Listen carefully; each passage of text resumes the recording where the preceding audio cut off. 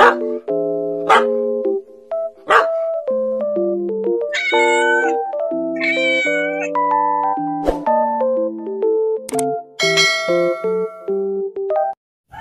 araw sa inyong lahat mga kapit lovers.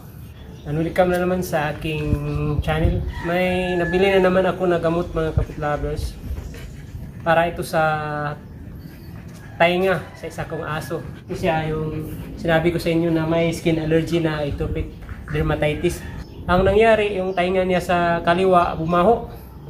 So ito na naman, bumili na naman tayo ng gamot para sa kanya. Iba pa yung gamot niya sa allergy niya.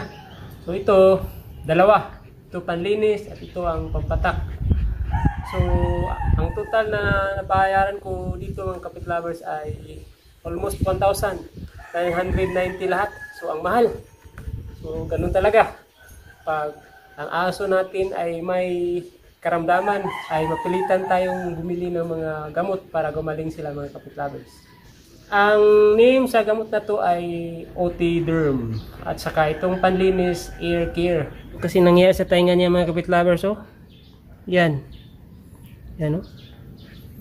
So pag amuyin to, mabaho. So kailangan talaga natin gamutin. Lagyan natin nito mga kapit lovers itong Ear Care. So panlinis to sa tainga. Tapos may ibang gamot pa na pangalawang ilagay pagkatapos malinisan mga kapit lovers. Iwan ko kung anong nangyari dito, bakit bumaho yung tainga niya. So buhos na natin.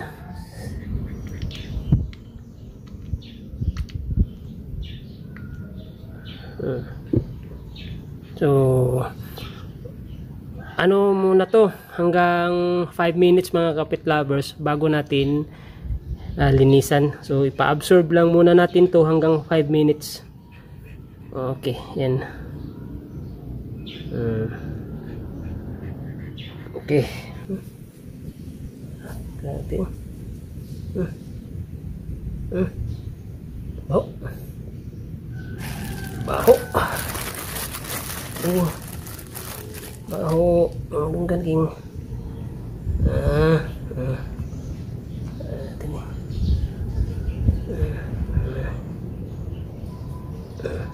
Sakit. Sakit. Tumukutong ba siya? Para tumukutong na siya.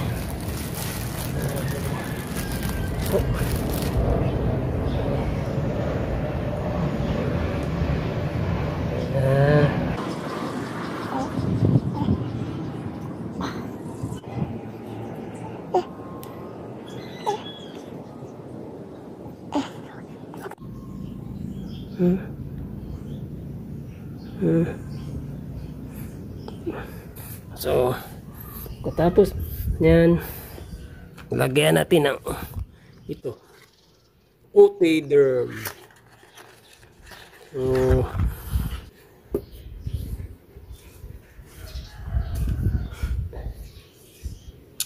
Isa, dalawa, 4, 5. Dakan dami ah. Yan. So sana gagaling na to mga kapit lovers. Mana?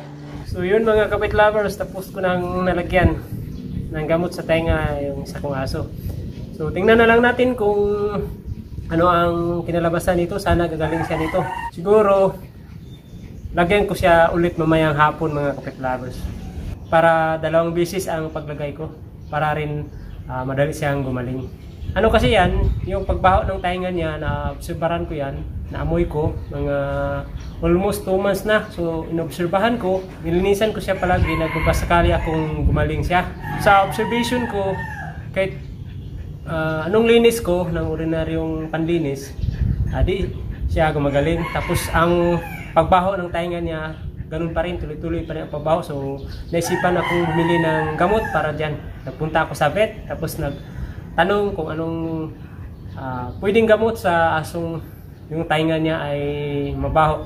Di ko na lang dinala yung aso ko dahil kilala ko na naman yung vet ko.